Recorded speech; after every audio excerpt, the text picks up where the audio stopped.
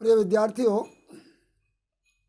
मैं doctor Gitarama Sharma, Haridev Joshi राजकीय कन्या महाविद्यालय बांसवाड़ा, पुरुष सूक्त का पारायण चल रहा है। इससे पहले वाले वीडियो में प्रथम 4 मंत्रों का पारायण हो गया है और अब उससे आगे पारायण करते हैं। तस्माद् जायत वीराजो अधिपुरुषः सजातो अत्यरिच्यत् पश्चात् भूमिमथो पुरः। तस्माद् विराट अजायत, तस्मात् विराट अजायत। उस पुरुष, उससे, उसी से, यह संपूर्ण विराट मतलब उस विराट, यहाँ पर विराट का मतलब ब्रह्मांड है, उसी एकमात्र पुरुष से।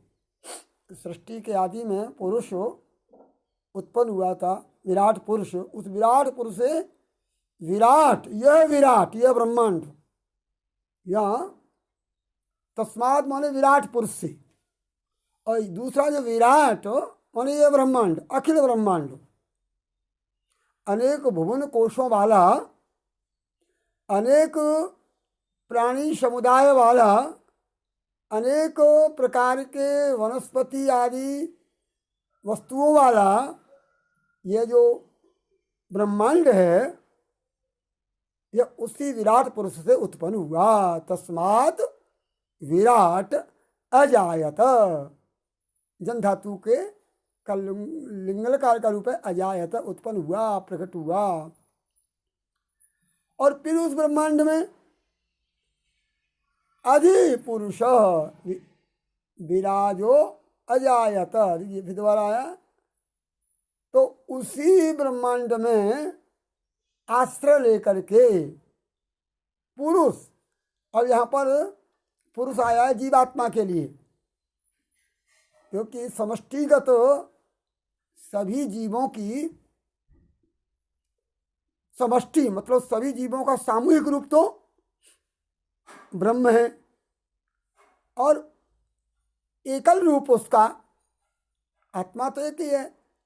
जब एक शरीर में एक शरीर का आश्रय लेकर के जो आत्मा है उसका नाम तो है जीवात्मा, और सभी शरीरों की या सभी जीवात्माओं की चेतन सत्ता अर्थात पुरुषों का सामूहिक रूप है विराट पुरुष।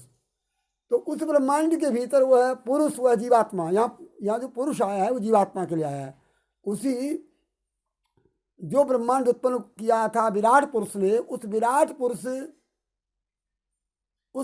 पुरुष ने जो ब्रह्मांड उत्पन्न किया, उस ब्रह्मांड का उस ब्रह्मांड में स्थित होकर अधि उपसर्ग जो है अधिकरण के लिए आता है, आश्रय बनाकर पुरुष विराजो, वह जीवात्मा स्थित हो गया, अर्थात उसमें जीवात्मा ने आश्रय ले लिया ब्रह्मांड में। सजातो, और वह पैदा होते ही जात स उत्पन्न हुआ वह जीवात्मा या आत्मा अतिरिश्यत पश्चात भूमि मथोपुर, वह पूरी भूमि पर व्याप्त हो गया। वह सभी भूमि का अतिक्रमण करके उसने भूमि का अतिक्रमण कर दिया, और उस जीवात्मा ने पैदा होकर उसने क्या किया, वह अतिक्रमण कर गया किसका, भूमि का, और अतिक्रमण करके अर्थात सर्वत्र व्याप्त हो गया। और पुरः अथो, और इसके बाद उसने शरीरों का निर्माण किया, विभिन्न शरीरों का निर्माण किया। तो पुरुष से विराट ब्रह्मांड उत्पन्न हुआ, ब्रह्मांड में जीवात्मा उत्पन्न हुआ। वह जीवात्मा केवल पुरुष मात्र एक व्यक्ति के शरीर में नहीं रहा, पूरे शरीर का अतिक्रमण के सभी शरीरों में व्याप्त हो गया। और फिर उसने भूमि का अतिक्रमण करके अर्थात भूमि पर ही नहीं रहा, वो संपूर्ण ब्रह्मांड में व्याप्त हो गया। भूमि के साथ साथ जो अन्य लोक थे वहाँ भी व्याप्त हो गया और अन्य लोकों में भी विभिन्न शरीरों का निर्माण उसने कर दिया। वही अनुष्टुप छंद चल रहा है।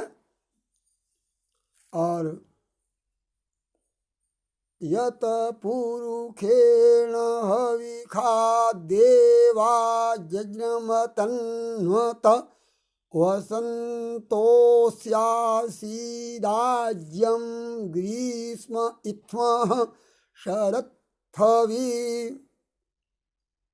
मैं पहले बता चुका हूँ, मैं इसका पाठ करते समय मूर्धन्य शकार को ख बोल देता हूँ, य को ज बोलता हूँ, क्योंकि वैदिक पाठ में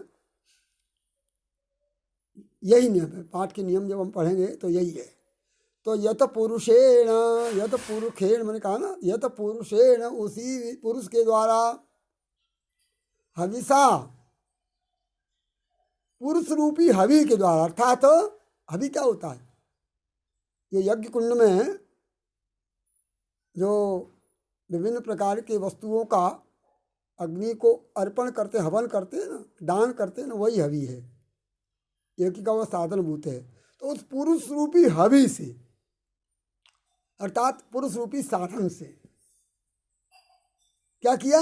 देवताओं ने यज्ञम, देवों ने यज्ञ का विस्तार किया। अतन्वत, देवों ने यज्ञ का विस्तार किया। यज्ञ की व्यापक परिभाषा में ये पूरी सृष्टि ही यज्ञ है। तो देवताओं ने हवि किसको बनाया? बोले पुरुष को बनाया।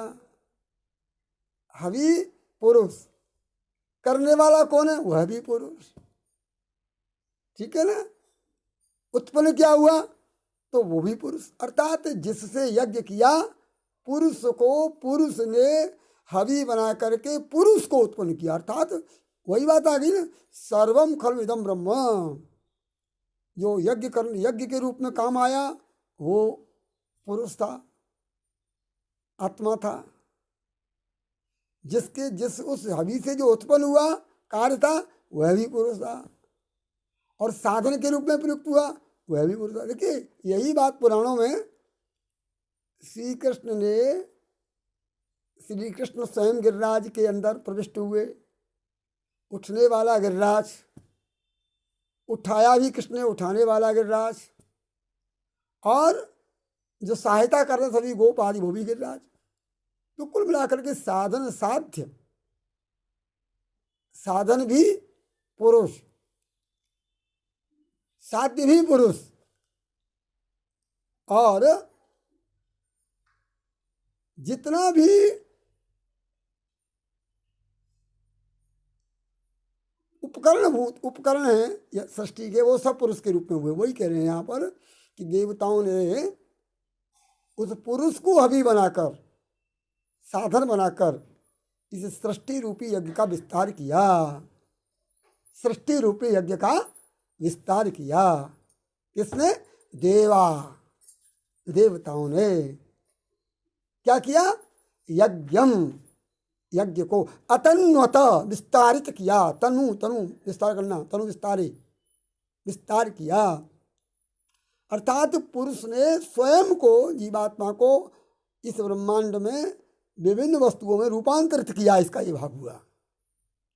वसंतो अस्य आसीद आज्यम, इसमें इस यज्ञ, सृष्टि रूपी यज्ञ में वसंत जो है ना, वो आज्य बना, घी बना, घृत बना। यज्ञ में 3 चीज होती हैं, घी और ईंधन और हवि, शाकल्य, वह पदार्थ जो आदि, चावल आदि मिलाकर के हम देखते हैं, वही हवि है। तो यज्ञ में सारी तीनों ऋतुएं, वसंत ऋतु तो बन गई आज्य। वसंतो अस्य आसीद, अस्य इस सृष्टि रूपी यज्ञ का, आज्य माने घृत, वसंत आसीत, वसंत था, और ग्रीष्म ईधम आसीत, और ग्रीष्म ऋतु इसका ईंधन था, और शरद हवि आसीत, आसीत सबके साथ जुड़ेगा। और जो शरद ऋतु थी वो उसकी हवी बन गई। अब यहाँ पर आचार्य उब्बट ने, जो कि भाष्यकार हैं ऋग्वेद के, उन्होंने कहा है कि ये वसंत और ग्रीष्म और शरद ये प्रतीकात्मक हैं। बसंत यहाँ पर सत्वगुण का प्रतीक है और जो ग्रीष्म है वो रजोगुण का प्रतीक है और शरद यहाँ तमोगुण का प्रतीक है, क्योंकि त्रिगुणों से 3 गुणों के द्वारा सृष्टि का निर्माण हुआ है। तो सत्व रज तम इन तीनों से मिलकर के सृष्टि बनी है। तो उसको कहा कि जो वसंत ऋतु अर्थात सभी ऋतुएं, मतलब सभी ऋतुएं भी उसी का तो रूप हैं, वह भी यज्ञ के रूप में काम आई। अर्थात सत्व रज और तम इन तीनों ने यज्ञ के स्वरूप को बढ़ाया या स्वयं यज्ञ का निर्माण किया। अर्थात सृष्टि रूपी यज्ञ में ग्रीष्म शरद और वसंत ग्रीष्म और शरद अर्थात सत्व रज और तम इन तीनों गुणों से सृष्टि हुई।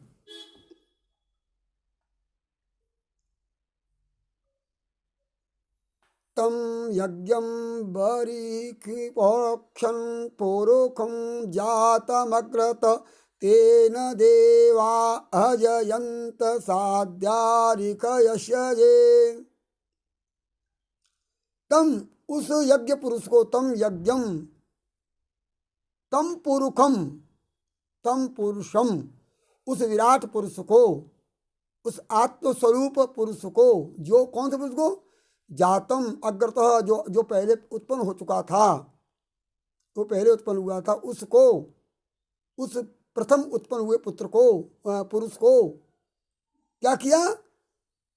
ऋषियों ने प्रोक्षण बर्षिन प्रोक्षम, वेदी पर उसका प्रोक्षण किया। अर्थात जब किसी चीज किसी वस्तु का हवन करते हैं ना, तो उसका प्रोक्षण करते हैं, मतलब उसको जो दूर्वा है ना, दूर्वा के से अभिसिंचित करते हैं पवित्र करने के लिए। तो उसी पुरुष का प्रोक्षण किया, अर्थात उसी को साधन बनाया। साधन, और उस प्रथम उत्पन्न हुए पुरुष को देवताओं ने क्या किया? वेदी पर, यज्ञ वेदी पर यज्ञ के लिए प्रोक्षण किया, अभिसिंचित किया, अर्थात तैयार किया, परिष्कृत किया और शुद्ध करके क्या किया? तेन, उसके द्वारा, उस प्रोक्षण किए गए पुरुष के द्वारा, उस परिष्कृत किए गए पुरुष के द्वारा, उस यज्ञ के अनुकूल बनाए गए पुरुष के द्वारा देवताओं ने क्या किया? अयजंत, यजन किया। तो यजन किया क्या? किसका यजन किया? साध्या, सृष्टि का यजन किया, अपने साध्य का यजन किया, अपने साध्य को प्राप्त किया। किसने? देवताओं ने और ऋषयश्चजे, और ऋषियों ने, देवताओं ने और ऋषियों ने अपने अपने साध्य को, अपने अपने कार्य को, अपने अपने प्राप्तव्य को उस पुरुष के द्वारा ही प्राप्त किया। उस पुरुष से, मतलब पुरुष ही विभिन्न रूपों में परिवर्तित हो गया, पुरुष ही एक से अनेक बन गया, ऐसा कहा गया।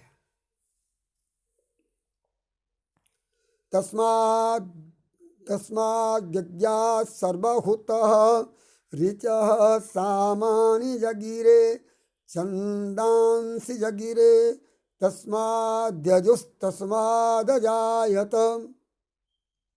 उसी यज्ञ से सब कुछ, उस तस्माद् यज्ञात् सर्व होता है, सब कुछ हवन किए गए उस यज्ञ से सामानी ऋचः, ऋचाएं उत्पन्न हुई, अर्थात ऋग्वेद पैदा हुआ। उसी से सामानी, उससे ही साम के मंत्र उत्पन्न हुए, सामवेद। उसी से छंदांसी गिरे, उसी से गायत्री आदि छंद उत्पन्न हुए। तस्माद यजुः, और उसी से यजुर्वेद के मंत्र, यजुर्वेद उत्पन्न हुआ। अर्थात सभी वेदों की सृष्टि उसी से हुई, उसी से सब कुछ हवन कर दिए गए। उसी यज्ञ पुरुष से ऋग्वेद उत्पन्न हुआ, साम उत्पन्न हुआ, गायत्री आदि छंदों की उत्पत्ति हुई और यजुर्वेद आदि उत्पन्न हुए। किससे? उस सब कुछ हवन कर दिए गए उस पुरुष से। तो इस प्रकार आज का पाठ इतना ही।